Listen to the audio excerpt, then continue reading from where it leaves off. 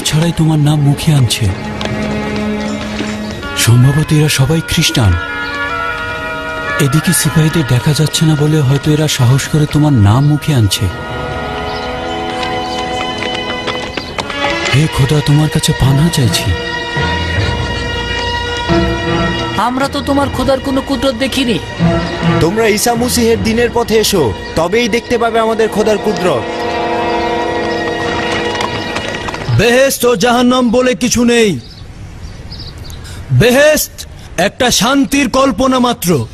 যারা শান্তির আশায় এখন কষ্ট সহ্য করে যাচ্ছে, তারা মৃত্যুর পর এসব কিছুই পাবে না। মৃত্যুর পরে একজন মানুষের প্রাণহীন পচে যাওয়া দেহ কিভাবে জীবিত করা যায় আপনারাই বলুন। মৃতদেহের মধ্যে নাকি আবার জীবন ঢুকে দেওয়া হবে। এটা একজন বিবেকবান ব্যক্তি কিভাবে মেনে নেবে? তোমাদের মধ্যে কি এমন কেউ আছে যে উপযুক্ত প্রমাণ দ্বারা আমার যুক্তি খণ্ডন করবে? কেউ থেকে থাকলে তাকে স্বাগতম জানাচ্ছি। আমি বিতর্কের জন্য প্রস্তুত রয়েছি। আমার খোদাগণ এবং তোমাদের খোদার কসম, কিয়ামত ও পরকাল বলতে কিছুই নেই। মৃত্যুর পর কেউ জীবিত হবে না। আজব ব্যাপার। তুমি এমন কিছু নিয়ে কসম খাচ্ছ যা তুমি নিজেই জানো না। কি বলতে চাও? আচ্ছা, তুমি কি কসম কেটে বলতে পারো যে দরিয়ার মধ্যে দরিয়ার পরী থাকাটা একেবারেই অসম্ভব? এখন পর্যন্ত এর কোনো অস্তিত্ব খুঁজে পাওয়া যায়নি।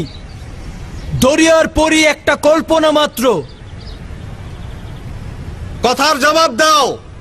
তুমি প্রমাণ করতে পারবে যে দরিয়ার পরীর কোনো অস্তিত্ব নেই? না, আমি তো সমস্ত দরিয়া খুঁজে দেখিনি, কিন্তু এটা যে আছে তা তো কেউ প্রমাণ করতে পারেনি। আচ্ছা, তুমি কি ভিন্ন কোনো দুনিয়া থেকে এখানে এসেছো? না, ভিন্ন দুনিয়া বলতে কিছু আছে তা আমি বিশ্বাস করি না। বুঝলাম, তুমি ভিন্ন কোনো দুনিয়া থেকে আসোনি। আচ্ছা, অন্য কোনো জগতের কোনো মুসাফির বা কোনো সাক্ষীর সাথে কি তোমার মোলাকাত হয়েছে? না, আমি বিশ্বাস করি না এমন কোনো অস্তিত্ব বিরাজমান আছে, এবং কল্পনাও করি না এমন কোনো সত্তার অস্তিত্ব রয়েছে। তোমার কসম কাটা দেখে মনে হচ্ছে তুমি একবার মৃত্যুর স্বাদ নিজে গ্রহণ করে আবার ফিরে এসেছো, এবং নিশ্চিত জেনে এসেছো যে মৃত্যুর পরে কিছু নেই। আর মৃত থেকে জিন্দা হওয়া কোনো ব্যক্তির সাথে মোলাকাত করে তার উদ্ধৃতি দিচ্ছ। আমি বিশ্বাস করি যে মানুষ মরে গেলে পচে যায়, মৃত মানুষ কখনো জীবিত হয় না, আর এটাই চরম সত্য। তার চেয়ে এটা বলো যে আমরা মৃত ব্যক্তির জিন্দা হওয়া দেখিনি। আর এটা মিথ্যা যে অগণিত আম্বিয়া তাদের ঐশী ক্ষমতার বলে অসংখ্য মানুষকে জিন্দা করে তুলেছেন। আমি নিজের চোখে যা দেখিনি তা কখনোই বিশ্বাস করব না। তুমি ভাবছো খোদা তাআলা তার অস্তিত্ব প্রমাণের জন্য সকল মৃত মানুষকে জিন্দা করে তুলবেন, যাতে সকলে কিয়ামতের। এখানকার অবস্থা দেখে মনে হচ্ছে তো এটা কয়েকশো বছর পূর্বের। এক রাতে এমন হওয়া সম্ভব নয়। এইটাই কি ফিলাডেলফিয়া শহরের প্রবেশ দরজা? এই শহরটার নাম কি? আপাতমস্তক দেখে মনে হচ্ছে তো এই শহরে নতুন এসেছো। এটা ফিলাডেলফিয়া। খোদা তাআলার একটি মজেজাই সকল যুগের সকল মানুষের কাছে তার অস্তিত্ব প্রমাণের জন্য যথেষ্ট। আর যদি বিশ্বাস করতে নাই চাও তাহলে নিজের চোখে দেখলেও বিশ্বাস করবে না।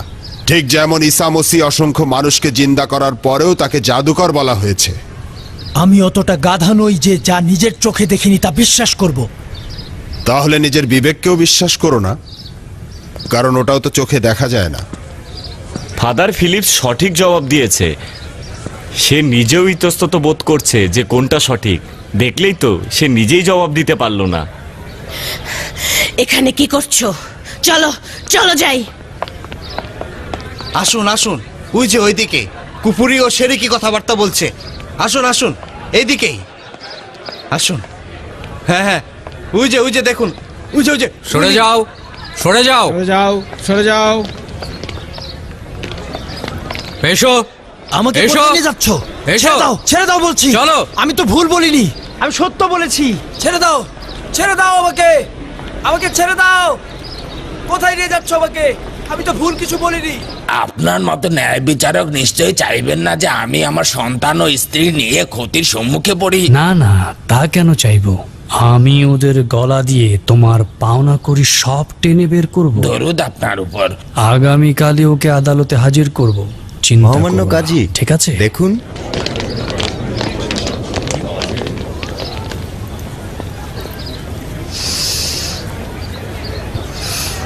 কি হয়েছে? এই লোকটি মূর্তি ইবাদতকারী তাবলিগ করছে।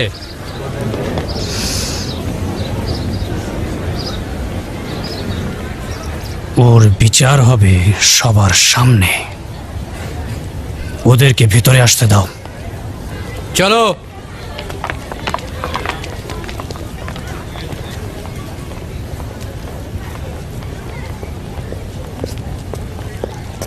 কি এমন ঘটে গেল যে মূর্তি ইবাদতকারীরা তাবলিগ করার অনুমতি পাচ্ছে না?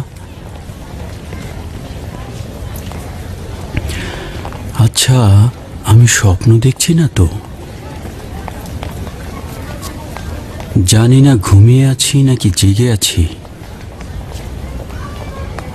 তার চেয়ে বরং এখান থেকে চলে যাওয়াটাই মনে হয় উত্তম হবে।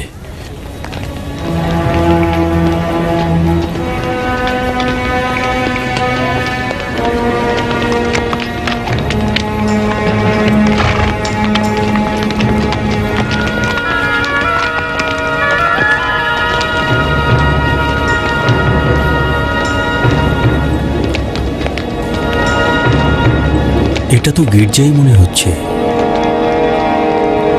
কাউকে জিজ্ঞেস করি। একটু শুনবেন, এটা কিসের ইবাদতখানা? এটা কি সেই গির্জা যেখানে ইহুদি গোষ্ঠী ইবাদত না না করে? ভাই, এটা হযরত ঈসা মসিহের অনুসারীদের গির্জা।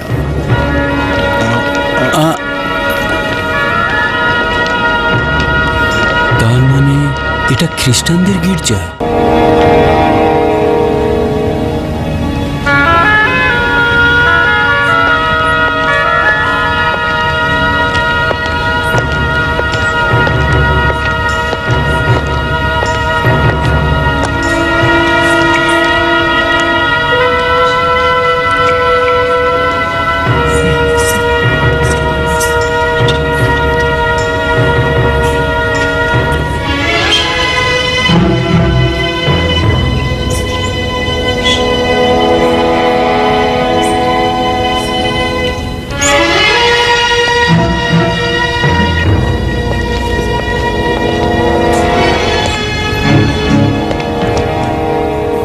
এখানে তুমি কি চাও ভাই? দুঃখিত, এইটা কি? কি বলছো? তুমি কি মূর্তি ইবাদতকারী নাকি? না না না, এমনিতেই সওয়াল করলাম। এই ভাস্কর্য আমাদের মাওলা হযরত ঈসা মসিহের, যাকে পবিত্র ক্রুশে ঝোলানো হয়েছিল। পবিত্র ক্রুশ? হযরত ঈসার ভাস্কর্য? হ্যাঁ, মনে হচ্ছে আগে কখনো এই পবিত্র ভাস্কর্য দেখোনি? না না, দেখিনি। শুক্রিয়া। শুক্রিয়া।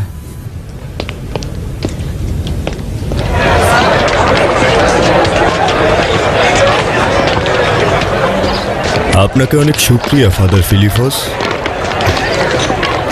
তোমার মঙ্গল হোক। খোদা হাফেজ। খোদা হাফেজ।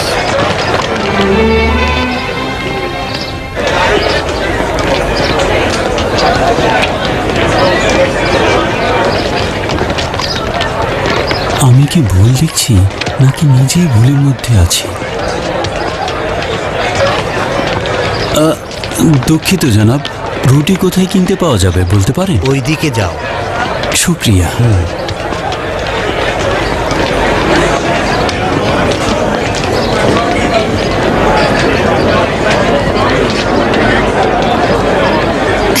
এই টুকরাটা নাও, বাড়ি যাওয়া পর্যন্ত খাবে, কেমন?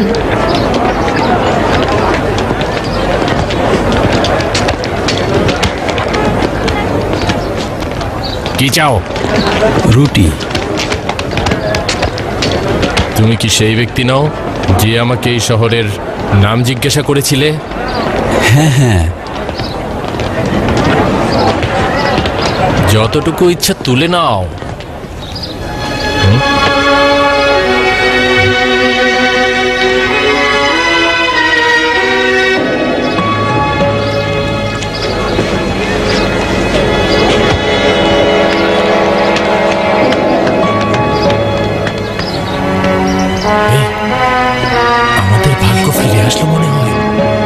বিদেশি ব্যক্তি আমাদের গুপ্তধন দিয়েছে।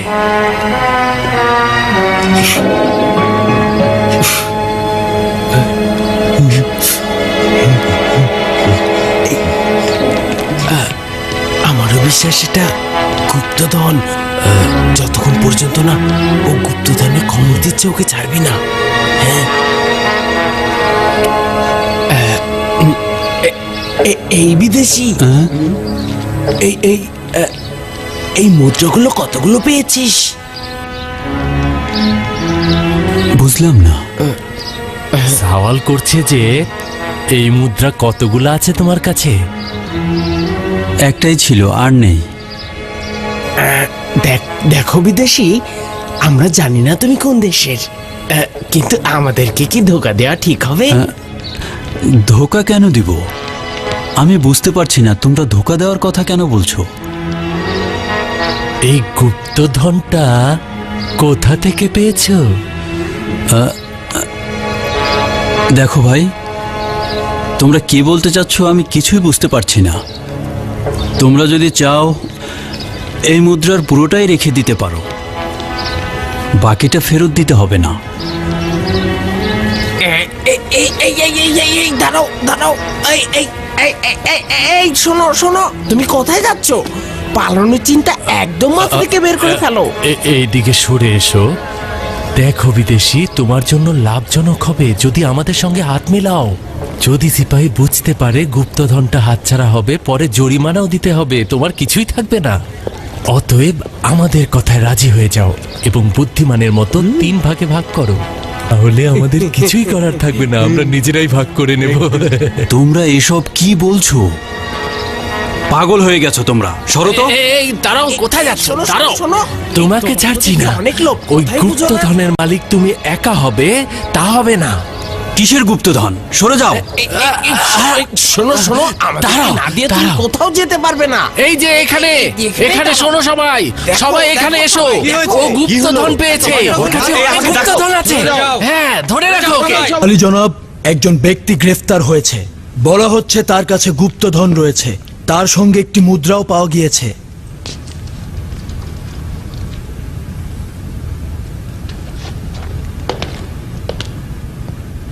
আলী জনাব, একটু দেখুন। আজ আর দেখতে চাইছি না, খুব ক্লান্ত লাগছে। আজব মুদ্রা এটি আলী জনাব, একটু ভালোভাবে দেখুন।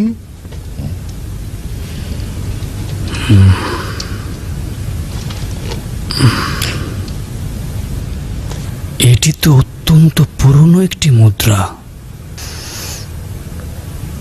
ওকে ভেতরে নিয়ে এসো। নিয়ে এসো ওকে।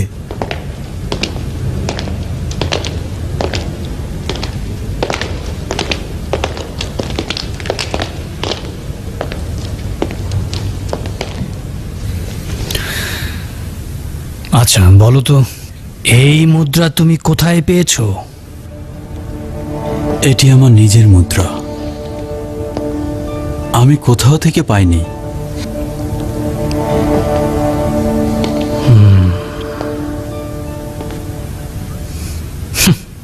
তোমাকে দেখে তো